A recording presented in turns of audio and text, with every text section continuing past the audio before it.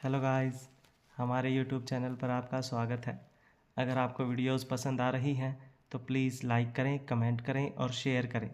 अगर आपने चैनल को अभी तक सब्सक्राइब नहीं किया है तो प्लीज़ चैनल को सब्सक्राइब करें। इतना सुनने के बाद भी योगराज फिर से करीब 30 सेकंड तक एक ही स्थिति में रहता है, जैसे कि वह पहली खबर के अलावा अन्य कोई बात सुन ही ना पा रहा हो। उसके बाद अपनी गर्दन हिलाते हुए कहता है, यह नहीं हो सकता।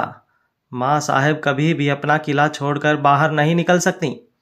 जरूर तुम्हारे सुनने समझने में कोई गलती हुई है। अगर बाहर निकलेंगी भी तो कम से कम दिल्ली कभी नहीं आएंगी। अब गजेंद्र पाल कहता है, भैया जी, मुझसे कोई गलती नहीं हुई है। मैं एकदम सच कह रहा हूँ। यह मिशन और उसकी योजना उन्होंने दोनों ही अपने अंतर्गत रखी हैं।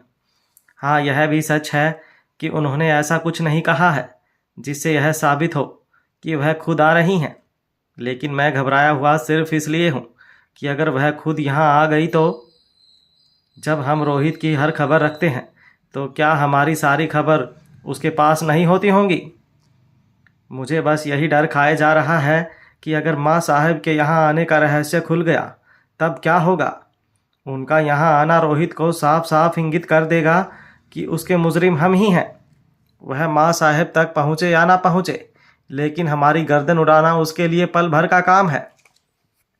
अब गजेंद्र पाल अपने कमरे में रखी हुई कुर्सी पर बैठ जाता है।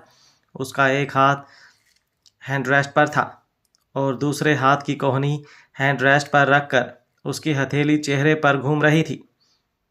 वह लगातार कुछ सोच रहा था। गजेंद्र पाल बिना उसकी सोच में किसी तरह का खलल डाले चुपचाप वहां खड़ा योगराज की तरफ देख रहा था। थोड़ी देर के बाद वह गजेंद्र पाल से कहता है, गजेंद्र, कुछ तो ऐसा है जिसकी हमें खबर नहीं है। शेरनी मान से बाहर या तो शिकार के लिए आती है या तो अपने बच्चों के लिए। यह शेरनी खुद शिकार करने नहीं निकलती, उसके लिए बड़ी फौज पाल रखी है। हम पहले ही अपनी जान बचाकर दुबक कर सुरक्षित बैठे हैं, तब फिर क्या वजह हो सकती है। यह सब कहते हुए योगराज की आंखें और शरीर एकदम स्थिर था, लेकिन तभी अचानक से उसके दिमाग में एक बात कौंध उठती है और वह अपने चेहरे से अपना हाथ नीचे करते हुए गजेंद्र की तरफ तेज नज़रों से देखता है और कहता है, गजेंद्र, बच्चा और बच्चे जैसा एक ही बात है। पता करो इस वक्त लच्छो कहाँ है, तभी यह तय हो पाएगा कि इस मिशन का नेता कौन हो सकता है। कहीं ऐसा तो नहीं कि वह मारवा हमारी सोच से कहीं आगे चल रहे हैं। अब गजेंद्र पाल कहता है, भैया जी, आप जानते हैं कि उस लच्छो के बारे में पता लगाने के लिए मैं बहुत छोटा प्यादा हूँ, लेकिन फिर भी कोशिश करता हूँ। ऐसा कहकर जैसे ही वह बाहर की तरफ जाने लगता है, योगराज उसे रोकते हुए कहता है, गजेंद्र, एक टीम को माँ साहब के दिए हुए काम पर लगाओ और तुम खुद बिना किसी को कानो कान खबर हुए हम दोनों के भारत से लापता होने का बंदोबस्त करो। अब न जाने कब इसकी ज़रूरत पड़ जाए। यह सुनते ही गजेंद्र के पैरों तले से ज़मीन खिसक जाती है, लेकिन नेताजी योगराज उर्फ कूटनीतिज्ञ भैया जी, उसकी दूरदृष्टि पर सवाल उठाने का प्रश्न ही नहीं उठता था। इसलिए वह अपनी गर्दन दाएं से बाएं और बाएं से दाएं हिलाकर हामी भरते हुए वहां से बाहर जाने लगता है। तभी योगराज को कुछ याद आता है और वह गजेंद्र को एक बार फिर से रोकते हुए कहता है, गजेंद्र।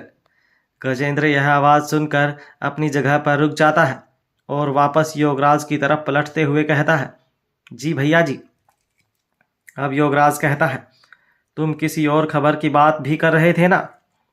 अब गजेंद्र के चेहरे पर एक बार फिर से घबराहट दिखाई देने लगती है और वह कहता है, जी भैया जी, हुआ तो अच्छा ही है पर बहुत बुरा हुआ। योगराज कहता है, तुम फिर से गोल गोल बातें करने लगे। अपने मन को स्थिर करो, नहीं तो तुम ही गोल हो जाओगे। हर तरफ मुसीबत है। अब गजेंद्र पाल कहता है, जी भैया जी, दरअसल खबर मिली है कि आपका प्रतिद्वंदी का party house Sanyal party house जहां पर है वहां कोई बड़ी दुर्घटना घटी है। सब कुछ तहस नहस हो गया है। वहां इतना भयंकर ब्लास्ट हुआ है कि शायद ही कोई बचा हो। दूर दूर तक भूकंप के झटके जैसे महसूस हुए हैं। न जाने उसने वहां कौन सा बम छुपा कर रखा था।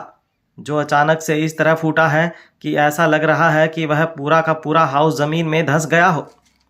गजेंद्र की यह बात सुनकर योगराज कहता है, यह बताओ, अपने हाथों से अपनी मौत कौन लिखता है? गजेंद्र अबोध बालक की तरह योगराज के चेहरे की तरफ देखते हुए कहता है, मालूम नहीं भैया जी। अब योगराज जवाब देता है, जो मूर्ख होते हैं, और हमारा प्रतिद्वंदी कोई मूर्ख नहीं। अब गजेंद्र पूछता है, क्या मतलब भैया जी? जरा साफ साफ कहिए कि आप क्या कह रहे हैं। मुझे सीधी सीधी बात भी समझ नहीं आ रही है। शायद अभी मैं कुछ समझने की हालत में नहीं हूँ। अब योगराज कहता है, यही कि ज़रूर कोई और मामला है। ऐसा कहकर योगराज एक बार फिर से अपनी ठोड़ी पर हाथ फेरने लगता है, जैसे कि वह कुछ सोच रहा हो। इसके बाद इसी तरह सोचते हुए गजेंद्र से कहता है, आज सुबह सुबह और कितने अनसुलझे रहस्य एक साथ प्रकट होने वाले हैं। फिर योगराज गजेंद्र पाल की तरफ देखते हुए कहता है, इस पर मीडिया का क्या कहना है? गजेंद्र पाल जवाब देता है, भैया जी, मुझे यह खबर मीडिया से नहीं मिली, अपने कार्यकर्ताओं से मिली है। उनके लिए तो हर चीज़ खुशी है अथवा शौक, इसके आगे वह कुछ सोचते ही नहीं। इसलिए किसी कार्यकर्ता का फ़ोन आया था, जिसे इस घटना से संबंधित खुद भी आधी अधूरी ही बात पता थी, जिस पर विश्वास नहीं किया जा सकता। हाँ, लेकिन जब मैंने इस बारे में पता किया तो यह सच है कि वहाँ ऐसा कोई हादसा हुआ है जैसा कि मैंने बताया। बाकी कुछ देर में मीडिया भी इस पर चर्चा करती हुई नजर आएगी। ऐसा कहकर वह झट से आगे बढ़ता है और योगराज के कमरे में लगा हुआ टीवी ऑन कर देता है। उसके बाद योगराज की तरफ मुड़ते हुए कहता है, भैया जी, आप यह देखिए, मैं ज़रा काम निपटा कर आता हूँ। भूमि नए मिशन पर, जहाँ एक और दिल्ली पुलिस का बड़ा हिस्सा आज की सबसे बड़ी दुर्घटना के क्षेत्र में मौजूद था, वहीं अभी तक भूमि और अर्जुन सिंह इस खबर से बिल्कुल अनजान थे और अपनी मंजिल की तरफ बढ़ रहे थे। यह करीब सुबह के 5 बजे के आसपास का वक्त था, जब दिल्ली की स्थानीय गलियां अपनी दिन की चहल पहल के मुकाबले अक्सर सुनसान दिखाई देती हैं और स्थानीय सड़कों का हाल भी कुछ ऐसा ही दिखाई देता है। भूमि ने छठी इंद्री को उसकी वर्तमान जगह से थोड़ी और दूरी पर एक सुनसान जगह पर बुला लिया था। छठी इंद्री अपने खबरी को टारगेट पर निगाह रखने का काम देकर भूमि से मिलने चला गया था। कुछ ही देर बाद भूमि, अर्जुन और कौटिल्य नियत जगह पर पहुंच जाते हैं। छठी इंद्री भी वहीं आ जाता है। उन्हें देखकर छठी इंद्री खुश होते हुए कहता है, जय हिंद मैडम एंड सर। वह सभी छठी इंद्री की गुड मॉर्निंग लेते हुए कहते हैं, जय हिंद। जहां भूमि और अर्जुन सिंह छठी इंद्री से बात करने लगते हैं, वहीं कौटिल्य सिर्फ उनकी बातें सुनता है और अपनी डिवाइस पर अपनी आंखें गड़ाए लगातार उंगलियां चलाते हुए दिखाई देता है।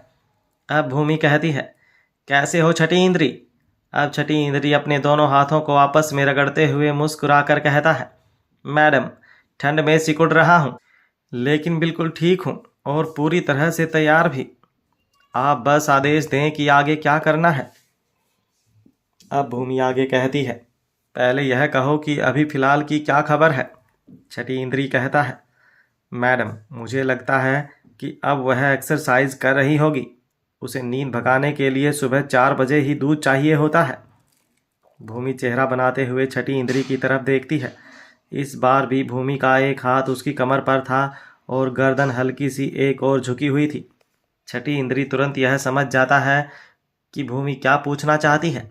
वह अपनी बात को बदलते हुए कहता है, मैडम, मेरा मतलब है कि रास्ता एकदम साफ है, वह अंदर ही है। और इस वक्त दिल्ली की सबसे बड़ी खबर यह है कि आज आप उसे अपनी आंखों से देखेंगी। उसके बाद मेरी खबर पर पक्का होने की मोहर लगाएंगी। तभी अपने चेहरे के हाव भाव बदलते हुए बड़ी ही मासूमियत से छठी इंद्री कहता है, मैडम, रोज रोज इसकी जासूसी करने की जगह पर आप इसे पकड़ क्यों नहीं लेती और अपने तरीके से इसका मुंह क्यों नहीं खुलवाती? इसकी वजह से कितने सारे लोगों का सुख चैन सब खराब हुआ पड़ा है। भूमि अपना चेहरा बनाकर छठी इंद्री को यह जताते हुए कि वह उसकी बात को कितना महत्व दे रही है, उससे कहती है, तुम्हारी बात मुझे ठीक लग रही है, चलो आज यही करते हैं। अब कौटिल्य छठी इंद्री को अपने हाथ में पकड़ी हुई डिवाइस को दिखाते हुए कहता है, देखो छठी इंद्री, इस वक्त हम यहाँ हैं, बताओ हमारा टारगेट कहाँ पर है। उस डिवाइस की स्क्रीन को देखकर छठी इंद्री के चेहरे पर आश्चर्य के भाव आ जाते हैं और हल्की सी मुस्कान भी। इसके बाद वह कौटिल्य के चेहरे की तरफ देखते हुए कहता है, वाह, यह तो बड़ी ही बढ़िया चीज़ है। मैंने ऐसा कुछ पहले कभी नहीं देखा, इतना साफ और सटीक। अर्जुन पीछे से छठी इंद्री के कंधे पर हाथ रखते हुए कहता है, हैरान बाद में हो लेना, अभी कौटिल्य की पूछी हुई बात का जवाब दो। छठी इंद्री कहता है, हाँ हाँ सर। इसके बाद वह कौटिल्य की डिवाइस पर उस जगह को इंगित करता है जहां उन्हें जाना था। अब कौटिल्य स्क्रीन को बड़ा करता है तो छठी इंद्री उसे घर को अंकित करता है जहां उन्हें टारगेट मिलने वाला था। अब कौटिल्य भूमि की तरफ देखते हुए कहता है, मुझे बस 5 मिनट दो, उसके बाद हम चल सकते हैं। भूमि अपनी गर्दन हिलाकर हाँ कर देती है। ठीक 5 मिनट बाद कौटिल्य कहता है, मैंने आसपास के सभी कैमरों को चेक किया है, यहाँ किसी तरह का कोई खतरा मौजूद नहीं है। अगर तुम चाहो तो सीधा अटैक कर सकती हो। अब भूमि कौटिल्य से कहती है, तुम्हारी बात ठीक है, लेकिन सवाल यही है कि वह वहाँ पर है या नहीं, और अगर वह नहीं है तो कौन है। अब अर्जुन सिंह कहता है, चाहे अंदर जो भी हो, लेकिन अगर कोई है तो आज के मिशन के लिए वही टारगेट है। इसके कुछ ही मिनटों बाद भूमि, अर्जुन सिंह, छठी इंद्री और कौटिल्य एक घर के चारों तरफ बनी हुई फैंस को लांघते हुए अंदर पहुंच जाते हैं। वह सभी उसके मुख्य दरवाजे पर पहुंच जाते हैं और दरवाजे के आजू बाजू छुप कर अपने हथियार संभाल कर खड़े हो जाते हैं। इसके बाद भूमि छठी इंद्री को इशारा करती है। छठी इंद्री आगे बढ़ता है और दरवाजे की डोर बेल बजाता है, लेकिन अंदर से कोई नहीं आता। भूमि फिर से इशारा करती है। अब छठी इंद्री कई बार दरवाज़ा खटखटाता है और साथ में बार बार डोर बेल भी बजाता। उधर अंदर बैठा टारगेट दरवाज़ा खोलने की जगह पर सिर्फ एक ही सवाल को बार बार दोहराता है, बाहर कौन है, क्या चाहिए। इसका बड़ा कारण यह था कि यहाँ मौजूद सभी कैमरा कौटिल्य ने हैक कर लिए थे, जिसकी वजह से वह काम नहीं कर रहे थे। कई बार कोशिश करने के बाद भी टारगेट अपने कैमरा को वायरस फ्री नहीं कर पाता, जिसकी वजह से वह यह देखने में सक्षम नहीं था कि बाहर दरवाजे पर कौन है। लेकिन उसकी परेशानी, हैरानी लगातार बढ़ती जा रही थी, क्योंकि वह खुद भी अपने आप में एक काबिल हैकर था। भूमि एक बार फिर से छठी इंद्री को इशारा करती है। अब छठी इंद्री अंदर से आती हुई आवाज़ का जवाब देता है, मैं हूँ मैडम, दरवाज़ा खोलिए, मुझे आपको बहुत ज़रूरी बात बतानी है, आपको तुरंत ही यहाँ से निकलना होगा। यह आवाज़ काफ़ी जानी पहचानी थी, इसलिए अंदर बैठा टारगेट उसे की होल से देखने की कोशिश करता है। छठी इंद्री को पहचानने के बाद वह दरवाज़ा खोलता है। दरवाज़ा खुलते ही भूमि उसका हाथ पकड़कर खींचते हुए उसे मोड़कर पीछे घुमा देती है और अपनी बंदूक उसके सिर पर रखते हुए कहती है, यू आर अंडर अरेस्ट, नकली निपुण मीणा। अब अर्जुन सिंह निपुण पर व्यंग्य करते हुए कहता है, जरा मुझे देख लेने दो, यह निपुण मीणा है भी या नहीं। इतना कहकर वह अपने ढके हुए चेहरे के साथ निपुण मीणा के सामने आ जाता है और टारगेट के चेहरे को खींच कर देखता है। कई बार ऐसा करने पर टारगेट आ ऊ की आवाज़ करते हुए अपने दर्द को जताता है। अब अर्जुन सिंह भूमि की तरफ देखते हुए कहता है, इसके चेहरे पर लगा हुआ मास्क बड़ी ही अच्छी क्वालिटी का है, कितनी कोशिश करने के बाद भी निकल नहीं रहा। ठीक इसी वक्त कौटिल्य आगे आता है और एक स्प्रे से निपुण मीणा के चेहरे पर कुछ छिड़क देता है। 30 सेकंड के अंदर अंदर टारगेट बेहोश हो जाता है। अब कौटिल्य कहता है, यह असली है या नकली, यह हम यहाँ से जाने के बाद भी पता लगा सकते हैं। फिलहाल हमें यहाँ से चलना चाहिए, इससे पहले कि हमें कोई देख ले। अब भूमि टारगेट को छठी इंद्री और अर्जुन सिंह के हवाले करते हुए कहती है, तुम लोग इसे गाड़ी में बिठाओ, तब तक हम एक बार अंदर देख लेते हैं, शायद कुछ काम का मिल जाए। थोड़ी देर बाद भूमि और कौटिल्य भी अपनी गाड़ी के पास पहुंच जाते हैं। अब भूमि छठी इंद्री से कहती है, इसके बारे में किसी को कुछ खबर ना हो। छठी इंद्री कहता है, आप निश्चित रहिए मैडम। इसके बाद भूमि छठी इंद्री को वहां से चले जाने के लिए इशारा करती है। मारवा हाउस।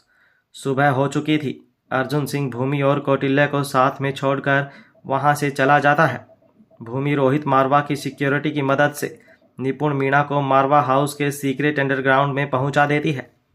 इस वक्त भूमि और कौटिल्य को भी आराम की सख्त ज़रूरत थी, लेकिन फिर भी वह दोनों सीक्रेट अंडरग्राउंड में पहुंच जाते हैं। जब वह दोनों वहां पहुंचते हैं तो प्रीति उन्हें पहले से वहीं मौजूद दिखाई देती है। प्रीति अपना काम पूरा करके बस बाहर ही निकल रही थी कि उसे अपने सामने भूमि और कौटिल्य दिखाई देते हैं। भूमि और कौटिल्य को वहां देखकर प्रीति के चेहरे पर मुस्कान आ जाती है। पहले वह भूमि के गले लग जाती हैं और फिर पीछे हटते हुए उससे मुस्कुराकर कहती हैं, क्या बात है भूमि दी, मैं देख रही हूँ कि आजकल आपको अकेले रहना बिल्कुल भी अच्छा नहीं लगता है। आपको हमेशा एक कंपनी की ज़रूरत रहती है। फिर शिकायत के अंदाज में आगे कहती है, मुझे तो आप बड़ा कहती थी कि हर चीज़ की सही उम्र होती है, लेकिन आपके नियम कायदे खुद के लिए भी हैं, ऐसा मुझे नहीं लगता। शायद घर का कोई बड़ा आपसे कुछ कहता नहीं है। बेचारा कोई कुछ कहे तो कैसे कहे, क्योंकि उनके पास कोई प्रीति जैसा सुनने वाला नहीं है, बल्कि भूमि मारवा है। फिर थोड़ा हक जताते हुए आगे कहती है, चलिए जाने दीजिए, उन बड़ों का काम मैं छोटी होकर ही पूरा कर देती हूँ। इसलिए अब मैं आपसे कह रही हूँ कि एक अच्छा लड़का देखकर जल्दी ही शादी कर लीजिए। अकेलापन अक्सर तनाव की वजह बनता है, स्ट्रेस, और यह स्ट्रेस बिल्कुल भी अच्छी चीज़ नहीं है। अब क्योंकि मैं एक डॉक्टर हूँ, इसलिए आपको सलाह दे रही हूँ। यह स्ट्रेस अच्छे अच्छे इंसानों को पागल जैसा कर देता है। प्रीति की बात सुनकर भूमि हमेशा की तरह उसे जकड़ नहीं लेती और ना ही उसे टपली मारती है। वह बड़े ही आराम से जवाब देती है, ठीक है, कर लूँगी, तुम्हारी शादी से पहले कर लूँगी, अब खुश। भूमि के हाव भाव देखकर प्रीति दंग रह जाती है। उसने बिल्कुल भी नहीं सोचा था कि 2 रातों के अंदर भूमि का स्वभाव इस तरह से नया रूप ले सकता है। प्रीति भूमि की तरफ बड़ी बड़ी आंखों से अपना मुंह खुला रख कर देखती है कि तभी भूमि उसकी ठोड़ी पर अपना हाथ मारते हुए कहती है, इसे बंद करो, अभी मीठा खिलाने के लिए मेरे पास कुछ नहीं है। और अब यह बताओ कि तुम जो काम करने यहाँ आई थी उसकी डिटेल क्या है। अब प्रीति भूमि की बात पर ध्यान न देते हुए आगे कहती है, वाह भूमि दी, 2 दिनों में ही आपकी काया पलट हो गई। इस बार भूमि उसके सिर पर टपली देती है और कहती है, जो पूछा है पहले उसका जवाब दो, यह सब बाद में। तभी प्रीति को याद आता है कि भूमि और कौटिल्य दोनों ही थके होंगे, इसलिए उन्हें ज़्यादा देर तक यहाँ रोकना ठीक नहीं है।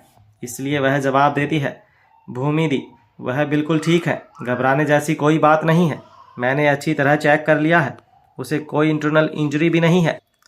अब भूमि कहती है, वेल, अब तुम एक बार उसे भी देख लो, तुम्हारे लिए एक और टाइम पास लेकर आई हूँ। ऐसा कहकर भूमि वहीं खड़े खड़े एक दूसरे कैबिन की तरफ हाथ कर देती है। अब प्रीति फिर से भूमि की बात को इग्नोर करते हुए बड़ी ही कूल होकर कहती है, हाँ, मैं उसे देख लूँगी, लेकिन पहले आप मुझे इसके बारे में बताइए कि आपको यह मुसीबत कहाँ से मिली। क्या आप पिछली 2 रातों से इसी के पीछे दौड़ रही थी? आप मुझसे कह देती तो मैं इसे आपके लिए पहले ही पिंजरे में डालकर पेश कर देती। मेरे पास कई मौके थे जब आपका काम इतनी आसानी से किया जा सकता था, जितना कि कभी आपने सोचा भी नहीं होगा। अब भूमि कहती है, अपनी हवाबाजियाँ बंद करो, तुम्हें हर बात पर मजाक सूझता है, तुम जानती नहीं हो कि यह कितनी खतरनाक चीज़ है। अब प्रीति कहती है, भूमि दी, आप नहीं जानती कि मैं क्या चीज़ हूँ।